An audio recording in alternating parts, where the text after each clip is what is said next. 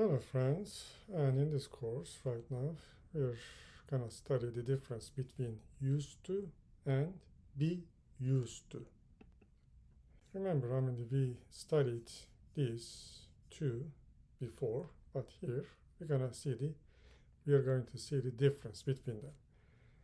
And used to, remember, explains something that is in the past or habitual past, or that you did in the past, but now you don't do it. But be used to, remember, that means if there is a situation or event, that means you have no problem with that event or situation. And if I say, I used to live in Chicago, but now I live in Tokyo, that means before I lived in Chicago, I used to. But now I don't live in Chicago and I live in Tokyo. Another thing is that the used to, we use the verb one after used to. But this is like simple past form. And remember, when you make questions and just do like simple past form. But if I say I'm used to living in a big city, that means living in a big city is not a problem for me. It's okay for me. Yani Chicago'da yaşıyordum. Büyük şehirde yaşamaya alışkınım. But be careful. Be used to plus verb ing. But just used to verb one. But if you say I used to living, this is not correct. Either it should be I'm used to, or I'm used to living, or I used to live. But here again, if you say I'm used to live, this is not correct. If you use the be used to, the verb should be in ing, or the verb should take ing. So that's the difference between used to and be used to. Now here we have an exercise, used to versus be used to. It says add an appropriate form of the be if necessary. If necessary, appropriate form, that means am, is, are, was, were. It depends. If no form of be is needed, write 0. And if you don't have to use the form of be, just write 0. Number 1 and number 2 are done.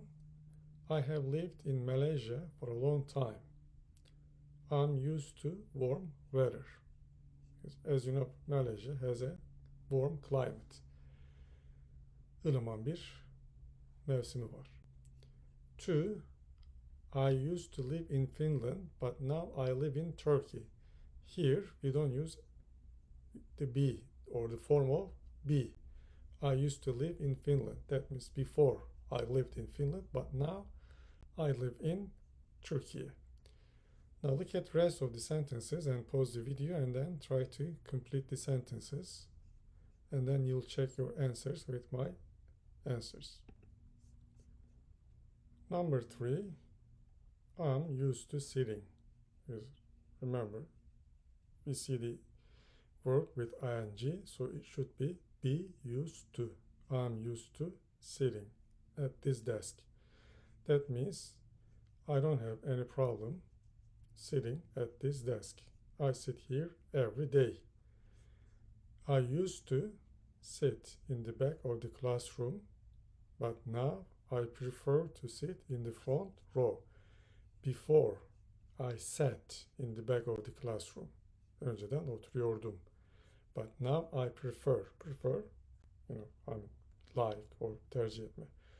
Sit in the front row, not the back.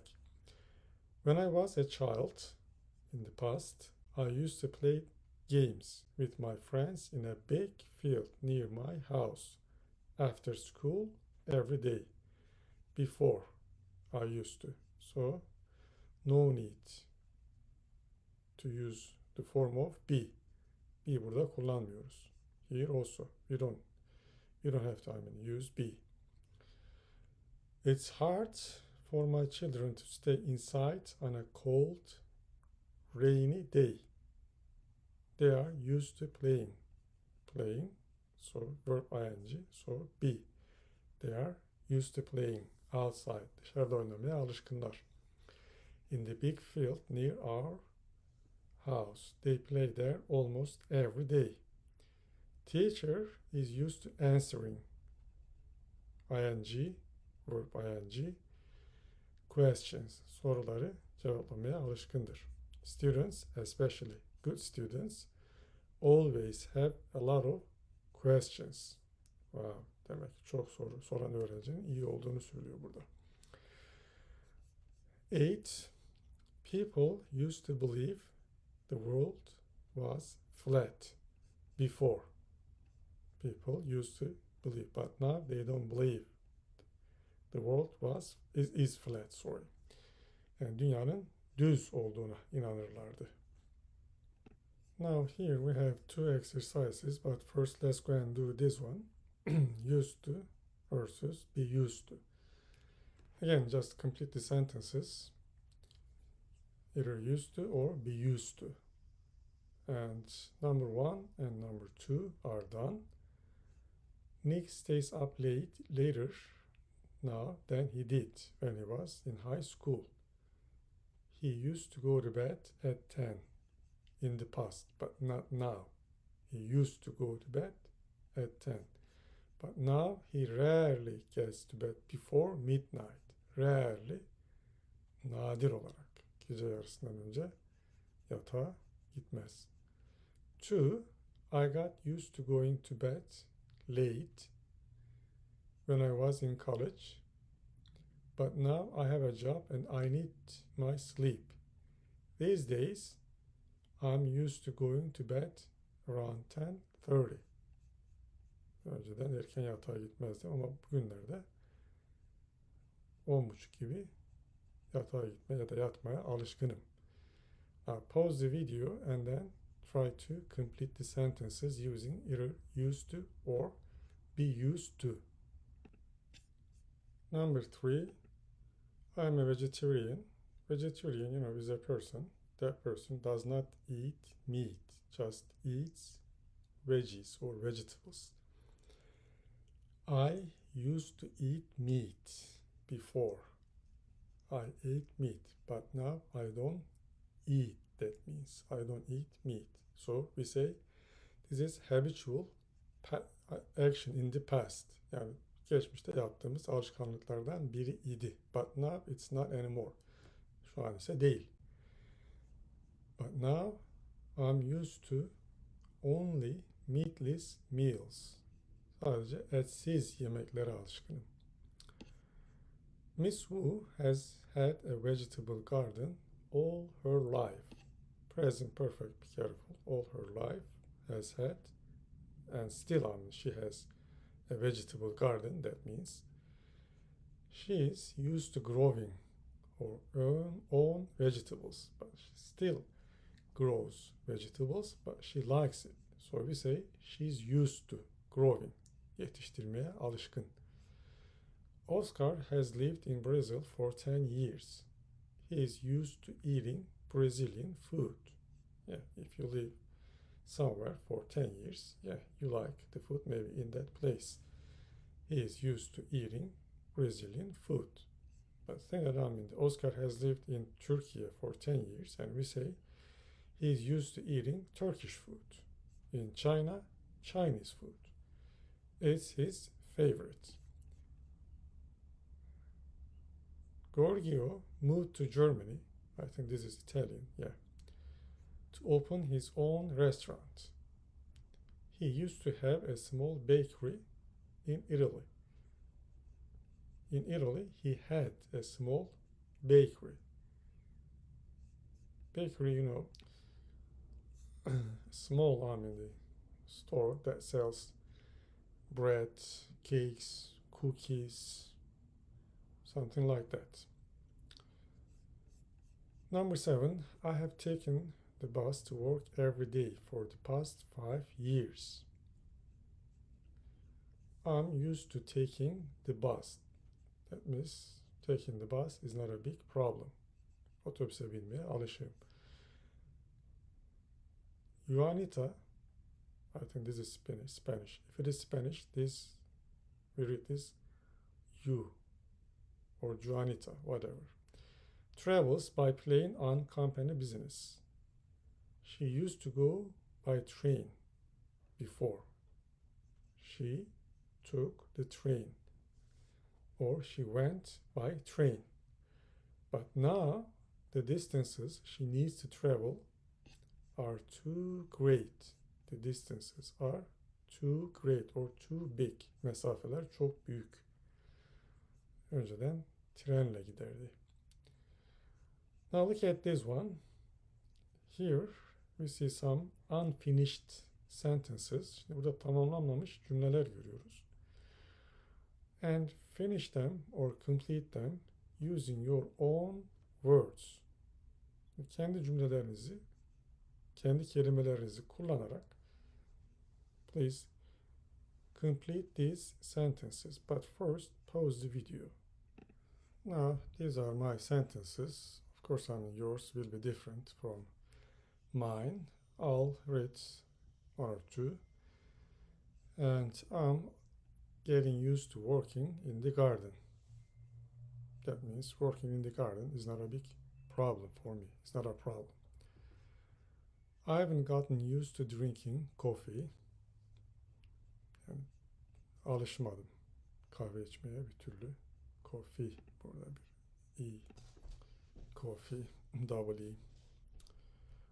Do you think I'll ever get accustomed to playing the violin?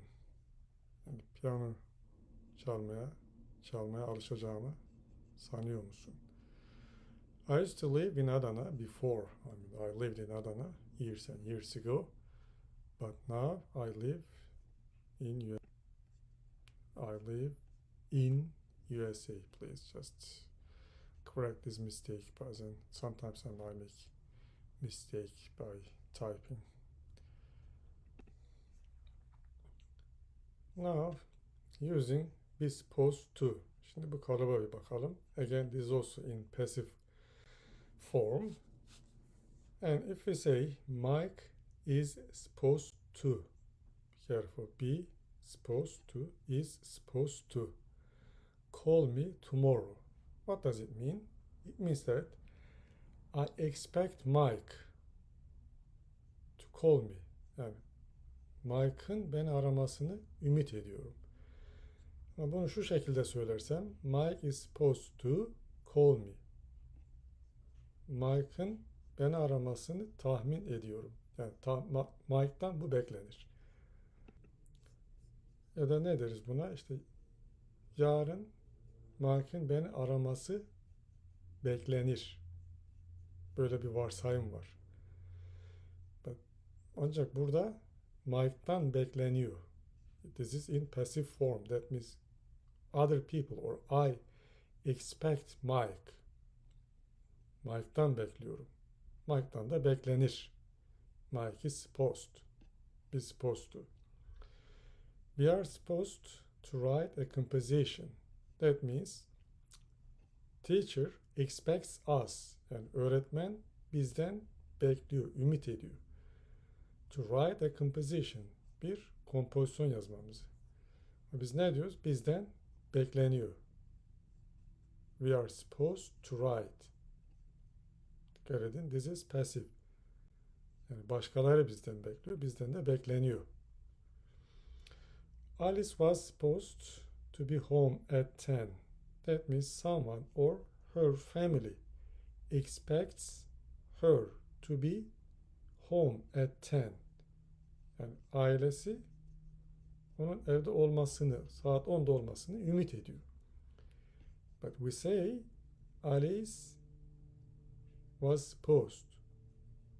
But his family expected. But this is past. Expected Alice to be home at 10. In here also I can say Mike is expected to call me. Beni araması Mike'tan beklenir. But if I say I expect Mike, Mike'tan beklerim. Here also the teacher expects us. Öğretmen bizden bekliyor. Or we are expected to write passive. Someone expected Alice or Alice was expected. Alice'ten beklenir. Ya da olması sanılır. Beni araması sanılır. Bir kompozisyon yazmamız sanılır. Alice'in sanılıyordu. Simple past. Now first look at this sentence. Okay, here we have an exercise. And it says complete or make in our sentences using be supposed to. Number one, the teacher expects us to be on time for class. Here, this is the subject, verb, object. And to make this passive, I take this object and use as subject, remember. Yani buradaki objeyi alıp subject olarak kullanmam gerekiyor. We are supposed to. Bizden sanılıyor. Öğretmen bizden bekliyor. Bizden sanılır.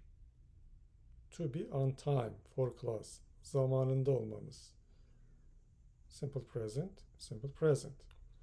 And look at these sentences and then try to make these sentences again using be supposed to. But first pause the video. Number two, but be careful. After be supposed to, we use verb one all the time. But here, this one will change depending on the tense. Bu zamana göre değişecek. But after supposed to, we use verb one all the time. People expect the weather to be cold tomorrow. The weather is supposed to be verb one. Cold tomorrow. Yarın havanın soğuk olması beklenir. Tahmin edilir. Öyle bir varsayım var. People expect, insanlar havanın soğuk olmasını yarın bekliyor. Havanın soğuk olması beklenir. Active, passive. People expect the plane to arrive at 6. The plane is supposed to arrive. Be supposed to, verb 1, arrive at 6. Uçağın 6'da gelmesi beklenir. My boss expects me to work late tonight. Remember, subject, verb, object. This becomes the subject. I am supposed to work late tonight. Benden bekleniyor. I expected the mail to arrive an hour ago, but it didn't. The mail was supposed to, because this is simple past and should be simple past. Be, remember, simple past was verb. The mail was supposed to arrive an hour ago, but it didn't. Yani postanın bir saat önce gelmesi beklenirdi. Here, the sentences have some mistakes. Just read the sentences and then correct the mistakes. Number one, I am supposed to call my parents tonight. Bu gece ailemi aramam beklenir. We are not supposed to. Bizden beklenmiyor. Ne beklenmiyor? Tell anyone about the surprise. Sürprizle ilgili insanlara bir şey söyle. Herhangi birine bir şey söylemek. You are not supposed to talk. Konuşman gerekmiyor. Senden beklenmiyor. To Ellen about the surprise. My friend was supposed to call me. Beni araması beklenirdi arkadaşım. Children are supposed to respect their parents. Çocukların ailelerine saygı duyması beklenir. Weren't you supposed to? Wait a second. Okay. Number 6 again, please. I forgot to put the to. Weren't you supposed to be? Beklenmiyor muydu senden? Ne beklen? To be at the meeting last night. Dün gece toplantıda olman beklenmiyor muydu? Supposed to. Weren't you supposed to be? Now look at this exercise and identify who is supposed to do something. Yani belirleyin. Neyi belirleyin? Bir şeyi kimden yapılmasını gerektiğini belirleyin. Number 1 is done. Tom's boss. Mail this package. Tom says, yes sir. That means Tom is supposed to mail a package. Tom'dan paketi yollaması beklenir. Now pause the video and then read the sentences and identify who is supposed to do something in these sentences. Number 2, call me at 9. Mary is talking to Anne. So we say Anne is supposed to call Mary. Yani Anne'nin Mary'i araması beklenir. Miss Martinez, please make your bed before you go to school. Okula gitmeden önce yatağını topla, düzenle. Johnny, okay mom. So we say Johnny is supposed to make his bed before he goes to school. Okula gitmeden önce yatağını yapması ya da düzeltmesi beklenir Johnny'nin. Mr. Takada, put your dirty clothes in the laundry basket. Susie. Susie is supposed to put her dirty clothes in the laundry basket. Susie'nin kirli çamaşırlarını çamaşır sepetine koyması beklenir. Bobby, Mrs. Wilson is talking. Pick up your toys and put them away. Put them away. So we say Bobby is supposed to pick up his toys and put them away. Bobby'nin oyuncaklarını alıp bir tarafa koyması beklenir. Miss Wilson, Annie, please hang up your coat. We say Annie is supposed to hang up her coat. Annie'nin ceketini asması beklenir. Dr. Kelly, you should take one pill every 8 hours. And the patient, he or she, but here I said just he, ben burada he dedim. Yani patient, he is supposed to take one pill every 8 hours. Yani hastanın her 8 saatte bir hap alması beklenir. Drink plenty of fluids. Fluids, sıvı, çok fazla miktarda sıvı. He is supposed to drink plenty of fluids. Fazla miktarda sıvı içmesi beklenir. Prof. Thompson, read the directions carefully and raise your hand if you have any questions. Students, that means they or students. They are supposed to read the directions. Yani tarifi öğrencilerin okuması beklenir. And raise their hands if they have any questions. Ve soruları varsa da ellerini kaldırması ve tarifi okumaları beklenir. Now we have two columns, column A and column B, and we're supposed to make sentences using the phrases from column A and also the phrases from column B. And there is one on the example in here. Visitors at a zoo are not supposed to feed the animals. Yani hayvanat bahçesindeki ziyaretçilerin hayvanlara yem vermemesi gerekir. Be careful.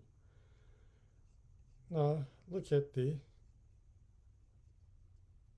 phrases in column A and B, and then try to make the sentences, but use just simple present. That's what it says, and I'll tell you a couple of, but try to make the sentences and pause the video first, please. 2. Doctors are supposed to care for their patients. Doktorların hastalarına dikkat etmesi, tedavi etmesi beklenir. Employees are supposed to be on time for work. İşçilerin zamanında iş için olması beklenir. Air passengers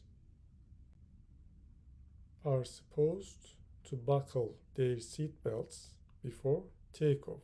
Takeoff kalkış demek. Kalkıştan önce koltuk kemerlerini bağlaması.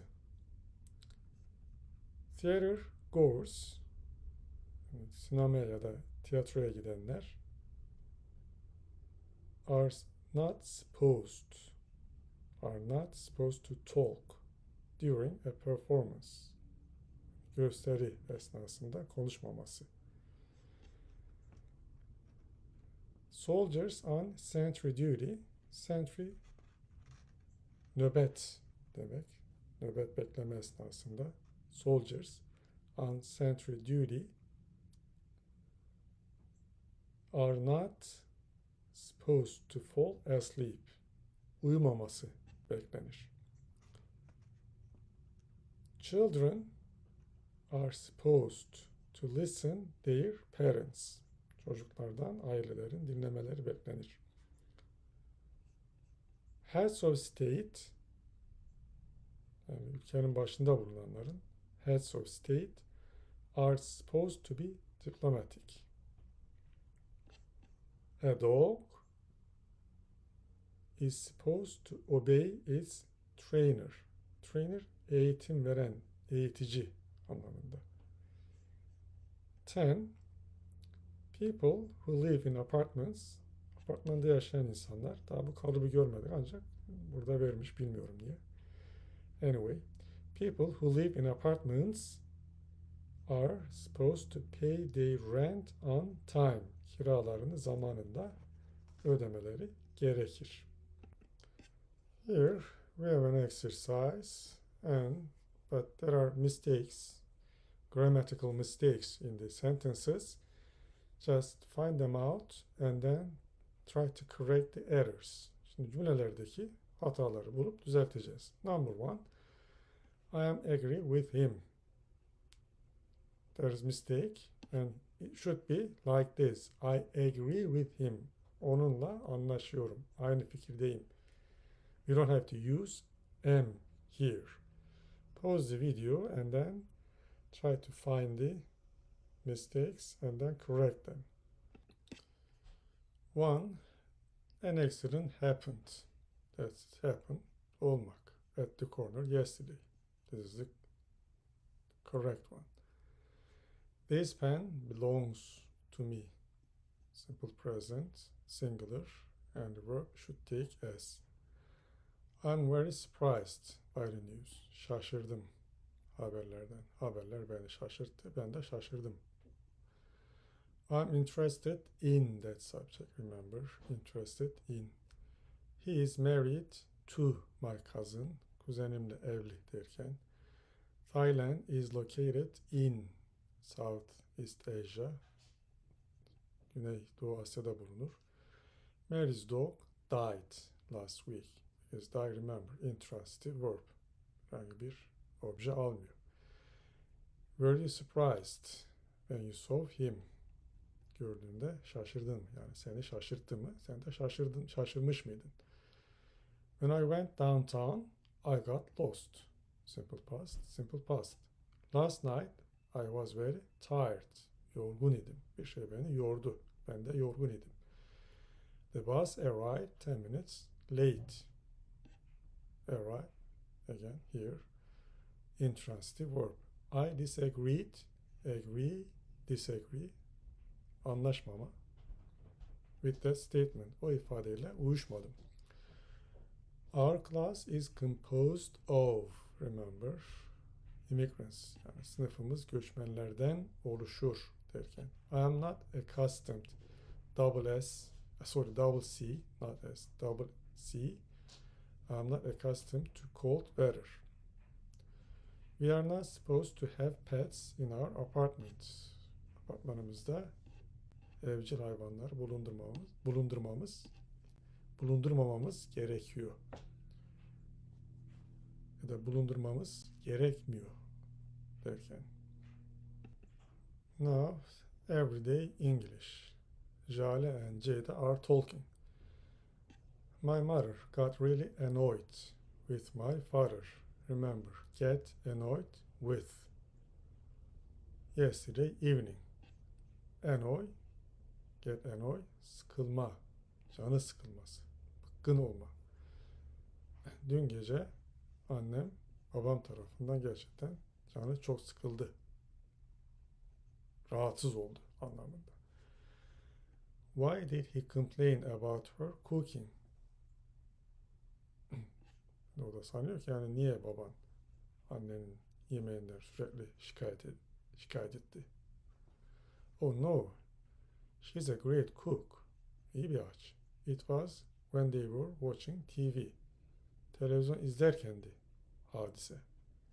Don't tell me he fell asleep in front of the TV and started snoring. And he means father. Yani babanın televizyon önünde uykuya dalıp horlamaya başladığını bana söyleme. Snore, horlamak. No, he does that sometimes. Bazen onu yapıyor. But this was because he kept changing channels on the remote. Kept. Kumandada sürekli kanalları değiştirdiğinden dolayı.